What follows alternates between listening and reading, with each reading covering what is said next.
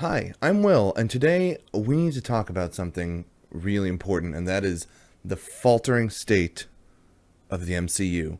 Because, as we all know, if Marvel wants to save the MCU at this point, the only thing that they can do is take Snyder away from DC and give Zack Snyder, that's right, my man, complete control of the Marvel Universe. At this point, that's all we can do to save it. Thank you, Jeff Smith, for that catchphrase, which I added a little bit of inflection onto. Jeff has always been one of the best patrons on my Patreon at helping me express my true feelings. He knows what I feel deep down in my heart and the things that I'm afraid to say to you guys. So I wanted to thank Jeff for that catchphrase, as always. And if you are interested in submitting catchphrases just like Jeff, you can check out the Patreon at patreon.com/Nerdventures. There's links in the description and all over the place and all that good stuff. You can make me say pretty much anything you want with some reservations. There are certain things I'm not willing to say on a video. But without further ado, let's keep on trucking and talk about what we have to talk about today. Alrighty, folks, welcome back to our continuing nerd venture through the realm of graphic literature. Today we are going to be talking about the Eternaut. El Eternauto, if you would rather. I'm sorry for my terrible Spanish accent. But I know it's been a while since we did a video. I'm sorry, my birthday was last week, and so I was otherwise disposed having drinks with some of my friends on the days when I usually record and upload, so didn't get to one last week. But this should be a fun and exciting little review, something I've been reading for quite a while, and I have been interested in diving into because since I have bought this book, which was probably like a year ago, it's gone out of print, and now it's back into print, and I think a lot of people are interested in checking it out, so let's talk a little bit about what it is. This book that I have here in my hands is the Eternaut. This is the lovely Fantagraphics printing from last year, which has been reprinted since then in a, I think the exact same format, and I'll get into the actual format a little bit because it is a nice looking book.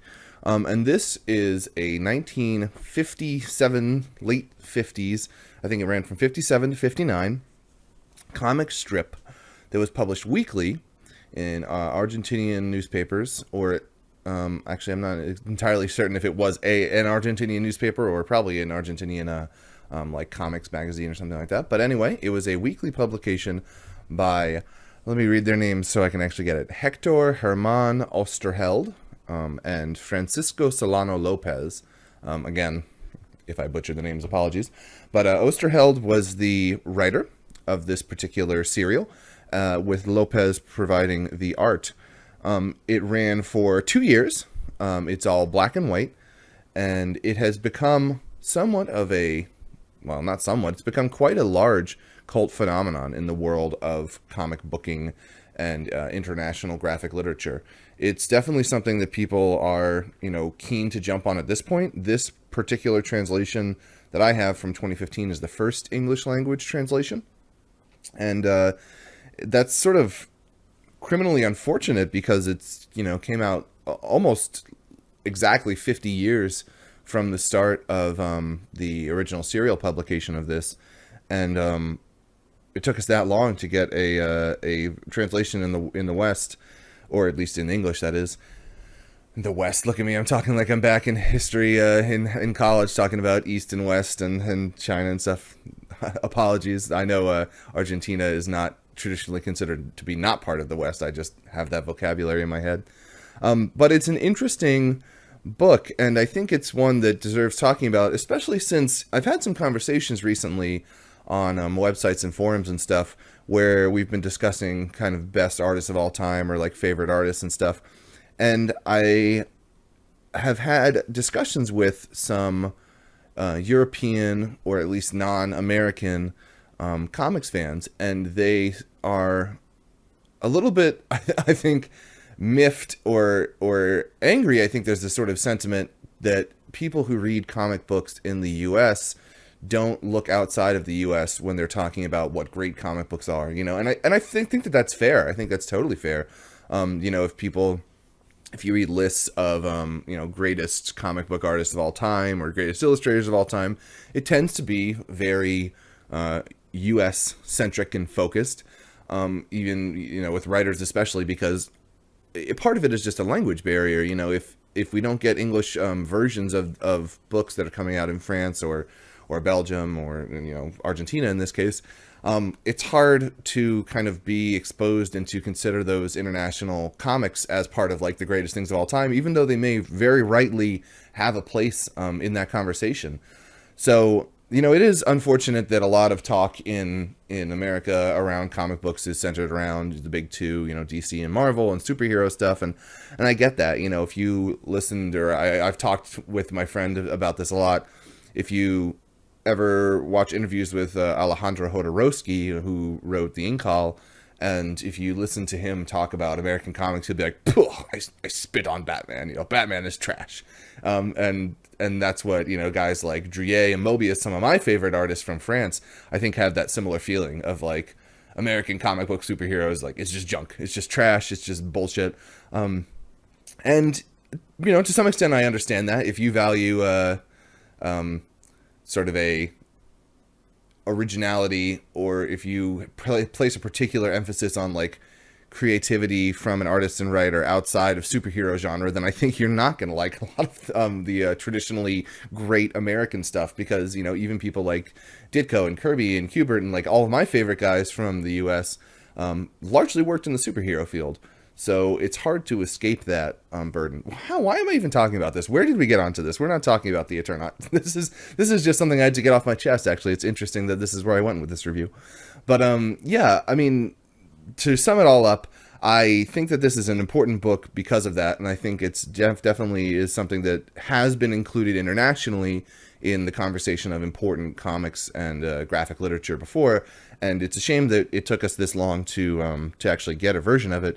But now that we have it, why don't we discuss it a little bit, celebrate some of the great stuff, and point out some of the things that I think fairly are not, going to be for everybody about it. And yeah, just talk about why this book has resonated with so many people and why it's an important piece of graphic literature. So as I mentioned, this was a serial publication for 2 years, published weekly, and in Spanish in Argentina. And it is now collected as a book which collects the entire run from 57 to 59 by Oesterheld and Lopez. Now, there was actually a remake of this in, I think, 1969. I don't know who the artist was. I forget. And then there was a sequel as well in 1975, which Lopez and Oesterheld worked on together. Now, what's important and interesting about this book is that it is a very thinly veiled political allegory type situation. And not only is it thinly veiled, it actually ultimately led to some serious consequences for the creators. Maybe not specifically this book from 1957, but as Oesterheld, who was a kind of leftist revolutionary, as he became more prominent from the 50s into the 70s, a lot of the works that he was doing, he was a journalist and a writer working a lot in graphic literature. A lot of the stuff that he was doing started to get more and more critical of the government. This was in my opinion, frankly, a terrible time for South America between, the 60s and the 70s, and the United States was directly responsible for a serious amount of the problems going on there with, sort of fascist or right-wing regimes taking control. And eventually, Oesterheld actually was disappeared. He was taken by the government in, I think, 1977 and was never heard from again. He was seen in prison camps and is suspected to have died sometime in 1979. But so about 20 years after this book finished publication. But his ideas and his criticisms ultimately got him killed and silenced by the government, as well as his I think his daughters and his family. Like the only people, a very small amount of his family survived. And then Lopez, the artist, ended up fleeing Argentina to, I think, live in, I'm not sure where, I believe Europe, working on different stuff internationally, and then eventually came back after, democracy and not totalitarian right-wing stuff was restored to the country. But But my point is that this was a pretty important book to, a lot of people, and to definitely to the creators. It really meant something, and kind of these ideas of being able to criticize and use, free speech to speak against governments that you don't agree with, through fiction and through graphic literature in this case, is I think really interesting. And as many comic books from the U.S. which have political themes or undertones from them, I don't think you could point to many and say that they were this much of a direct criticism, and that it resonated so well with the population and with sort of the idea of the image of, Juan Salvo becoming so iconic, and that it had such direct consequences for the creators themselves. So enough backstory, although I have to say, for me personally, this book is almost more interesting in terms of context and information about it than it is in terms of actual content. Not to say that the content is bad, but as somebody, as myself, if you guys know, if you watch the channel, I'm very concerned and interested in context and understanding where something fits in a piece of a puzzle. So if you're interested in this book and you end up picking it up, there's been some stuff written online about it that's interesting. There's also really nice intros and sort of essays in this particular edition, which kind of give you an idea of what was going on around the production of this book. So let's switch over to the other cam right here, and we can see this book itself. This is a really, really nice edition that Fantagraphics put out. It is in the horizontal position, or not position, it is in the horizontal construction, which makes sense because it is a strip based comic, not a traditional American style kind of like, or graphic album or anything like that. It's a newspaper strip, and they did this really interesting thing where they gave it basically a slipcase and then a dust jacket and then the book itself. Now, one thing I want to say is I love Fantagraphics. I've always enjoyed their work, and I think they do an awesome job of putting stuff together. And one thing that I really love about this, and I hope that other companies do, is they put a vertical sort of spine thing on this. What that means is when you are resting it next to your other books, you can put it up horizontally like this. It's probably hard to understand what I'm saying, but you can put it up horizontally like this and it will fit with the other books. It doesn't stick out of your bookcase sideways like that. So that's really lovely, putting the sort of the name of it on the side and then using this cardboard. It's just like a cardboard slipcase. So more companies, I think, should be taking note of that and using that technique for their horizontal hardcovers, because it makes it really nice to display. On the cover, we have Juan de Salvo, the sort of protagonist, the titular Eternaut, right here, and you can see his face drawn in there, and then the rest of the cover is Argentina. Oh my God, Buenos Aires. I was about to say, what am I talking about? Buenos Aires, where the story takes place, and it's him in his kind of his like safety isolation suit, which has become a very iconic image. The side is just the Eternaut right there, and then the back you have a view of the kind of three main characters almost that sort of take up a lot of this. Juan, his buddy who is a physicist. Oh my gosh, why am I blanking on their names?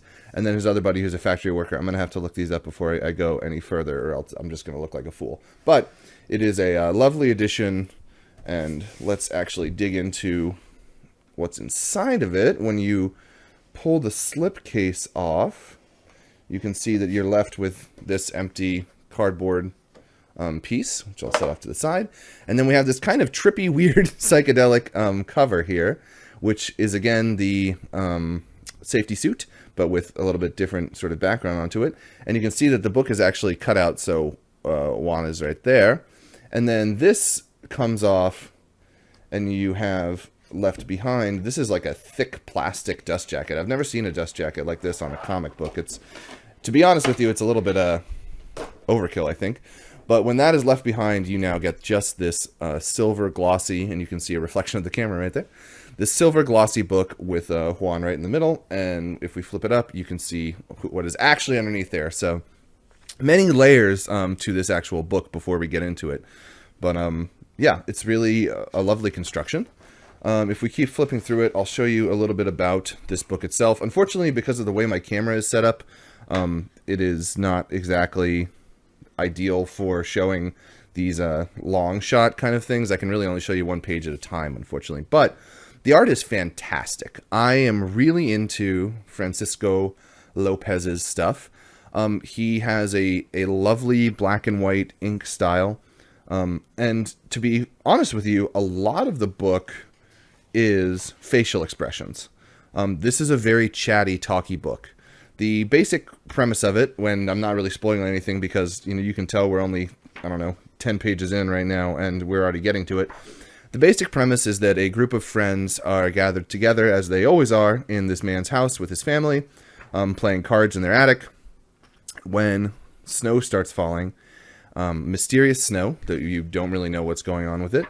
And as things unfold, you start to realize that it is a deadly snowfall and that it is the first signs of an alien invasion, which is happening in Buenos Aires.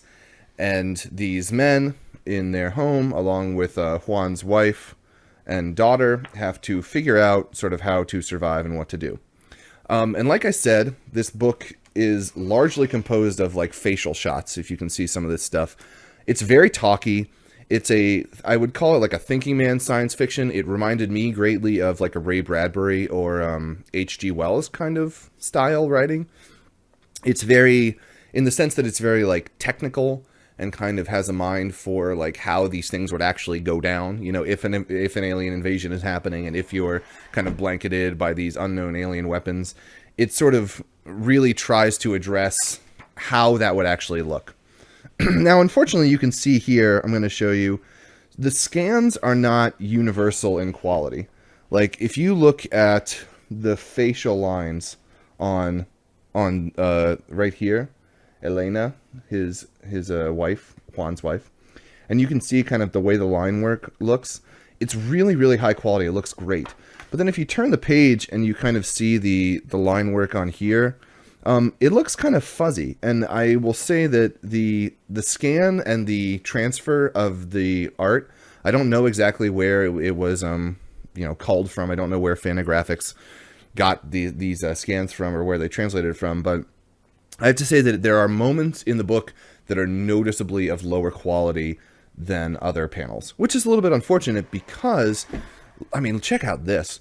Lopez does these amazing widescreen panels where he has like full, usually there's either 2 or 3 or sometimes more panels per like strip.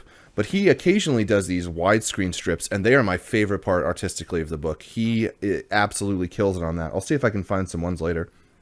But this book is largely talking, and a lot of different facial expression stuff goes into it.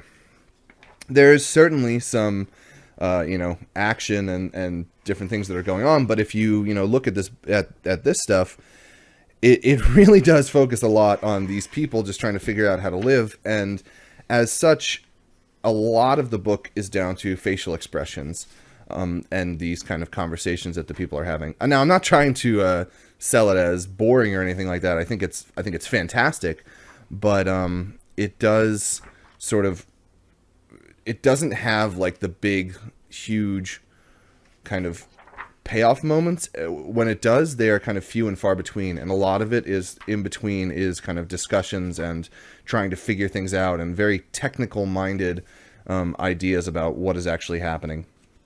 Now, one thing that is interesting about this book, and I think it certainly shows, is that it was not written as a whole part at the beginning.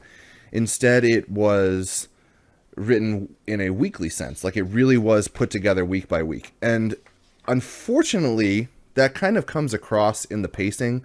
There are times when, like, as these characters join the resistance, you can see shots of that here, fighting against some alien invaders and stuff.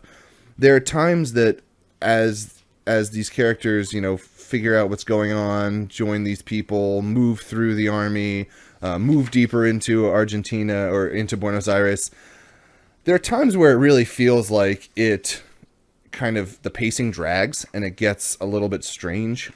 It feels like it has like these really long breaks where they're just kind of walking places and not doing stuff. And unfortunately, I do think that is kind of a result of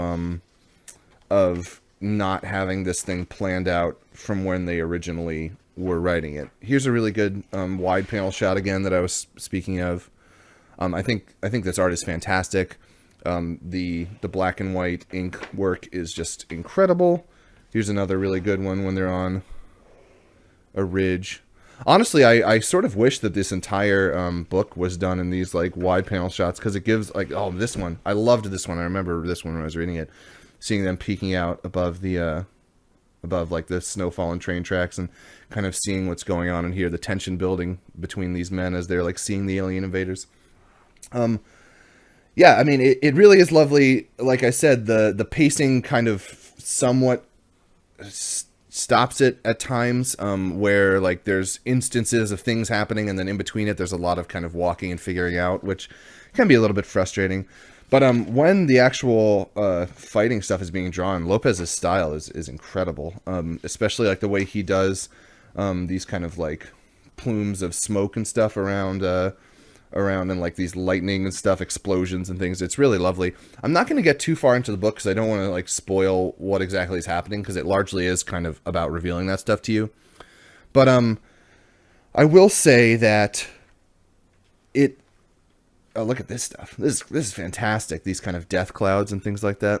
Really lovely. I mean, the artwork alone, I think, justifies a lot of this stuff. It's really lovely. And one thing that I think is really great about it are some of the themes that are in this. Like I mentioned earlier, that that a lot of European, and I'm just going to leave it on that lovely page right there as they're fighting aliens and stuff.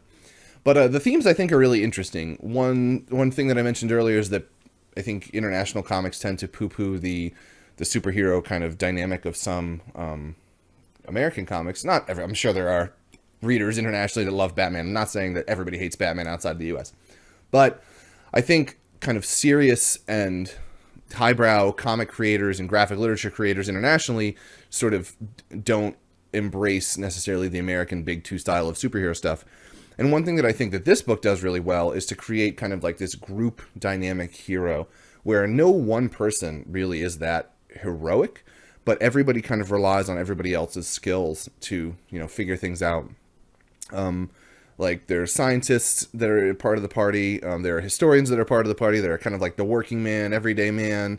There are like children. There are women. There are older folks. There's a wide variety of people, and this does an amazing job. Osterheld being, as we know, a kind of leftist, humanist kind of person. He does an amazing job of exploring how humanity has to come together and kind of be, embrace all of the different faults, but also all of the different strengths from our differences, from somebody who grew up working with their hands to somebody who grew up working with books. Like they all have something to contribute. And that's really put on display in a great way here, where you can sort of see how somebody who maybe wouldn't be considered a hero in a traditional kind of American superhero comic becomes like a really big important part of the group, and how it just plays on that. I really love that a lot. And I think as somebody who myself like is a very left-leaning and kind of humanist, I share that kind of feeling and that perspective. I think it has a lot to say about the ability of everybody to have, be of worth and to give something, and to not underestimate somebody just because of the station or of life that they occupy or where they come from in life. And similarly, it does a really good job with the sort of the villains of this story, where there is kind of like this overarching nebulous kind of bad alien presence that is invading the world. But the people that Juan and his group interact with, the kind of the alien invaders, there's like a couple different types of them that they interact with, which again I won't really spoil. But the people that they interact with tend to not be actually evil themselves. They're kind of like put into this power structure, conquered from other planets and stuff, and then they are brought in, and they're like enslaved and having to fulfill the will of these evil masters. And again, that is very allegorical of kind of like traditional class struggle and talking about that stuff, where it's like, it's not that necessarily the different kind of classes are out there to shit on the little guy actively, but like through the class structure system, you end up hurting people that are in lower positions, or kind of like having to carry out something that somebody else needed you to do, even if you are not evil in yourself. And so I think that is a really interesting, kind of, again, allegory metaphor in this, where a lot of the invaders are not necessarily out there because they're blood hungry and they want to, kill humans. They're out there as part of a machine that they can't really control, and that they even express kind of guilt and remorse as being part of that machine. But it's like, if they try to break it out of the confines of this, then they're going to be punished too. So they have to kind of fill in with that. Again, not getting into specifics, but there are instances where there are interactions with the invaders, and the way that the whole thing plays out, where you definitely feel like they're not necessarily just bad, evil aliens. They are part of something that they don't want to be a part of and that they can't control. Another negative thing I think in this is the framing device, which Osterheld chose to use. He kind of frames the story as being a conversation between him, like an Argentinian comic book artist or comic book writer, and the Eternaut himself. So it's kind of like told as a first person recall of what went on in this guy's life. And I don't think it really pays off, because it sort of tells us, it hints at these things about like, oh, I've been and I've seen so many things, and I've traveled to all these places, and I've seen, kind of like at the end of Blade Runner, the Rutger Hauer speech about like, I've seen sunbeams glitter off the Alpha 9 gate. I don't know the speech, but it gives you this impression of that there's going to be something grand and crazy in this story, and kind of expand your mind greatly. But then ultimately the story kind of sits with Juan and his group of friends as they fight through Buenos Aires, and it kind of all ties in and finishes with that. And it only gives you at the end a very, very brief hint of the places that he could have gone, of the things that he might have seen, and it doesn't actually go there. And I think that's a little bit disappointing. I feel like that framing structure is unnecessary. Like, it doesn't use itself to its full potential, because ultimately it's just all about Juan's journey in Buenos Aires and not about that much else. So it sort of feels like it doesn't live up to that. Like, I wish it sort of had just been this story presented as is, without needing that kind of external thing of like, let me tell you one of my many tales, you person, and you document it. Kind of, it's, at the end, it kind of ties in like a little bit, in like literally the last two or three panels, there's like a thread that connects everything together, and it kind of ties itself off neatly. But I just don't think that device was used to its full extent, and it felt a little bit disappointing. So, ultimately, what are my thoughts on this? I think this book is great. I think it's really, really good. But I have to say that going into it, I expected it to be like a masterpiece. I think because it was kind of hyped up, and it has this perception of being like a deeply resonating and amazingly well put together piece of graphic literature in the international community. And I think it is. I think it's great. All the things that I talked about how it, shows things with the group hero dynamic, and it shows how some people, the invaders really aren't evil, and it shows how everybody kind of connects into this thing, and even the art style I absolutely adored. Even all of those things together, I still did not feel like it reached the kind of like masterpiece level of showing me something that was just incredible and amazing. I thought it was, great, bordering on fantastic at being what it is, at being a kind of politically charged science fiction allegory in the vein of, the thinking man's science fiction writers and stuff. I really loved it for that, but I don't think it's going to be something that has like a universal masterpiece appeal. I think you have to be in the mood to like really read and think and kind of read conversations. Like I said, it reminds me of like a Ray Bradbury kind of deal. You have to be in the mood to really like absorb and think and be active-minded about it, because it is smartly written, and it has a mind for kind of like technical and realistic kind of twists and turns. And you also have to be somebody who is into the black and white art style and really likes kind of piecing that stuff apart, which I love. Like, the art for me was one of the strongest things about this book. Occasionally the faces are kind of over-rendered and a little weird. It has kind of like an extra scratchy line work to it, but overall, I think the art is pretty fantastic. But yeah, it didn't coalesce into something that I was expecting it to. I was really expecting to like put it down and be like, holy shit, that was the best thing I've ever read. Which, you know, maybe that's my fault for thinking that, but for the conversation that goes around it and kind of the things that people say about it, I don't think it kind of totally and completely blew me away. I still think it is great and fantastic, but with the caveats that I said before, it's not going to be for everybody. It requires a certain type of disposition and kind of readership going in. And it definitely has some problems with kind of pacing and structure that I think are, as I mentioned, a result of it being kind of a fly by the seat of the pants weekly strip rather than something that is constructed and put out as a, you know, beginning, middle, and clear end that was thought of from the beginning. You know, ultimately, I loved it, though. You know, I think, like I said, I think it's great, bordering on fantastic, but I don't think it's quite masterpiece level.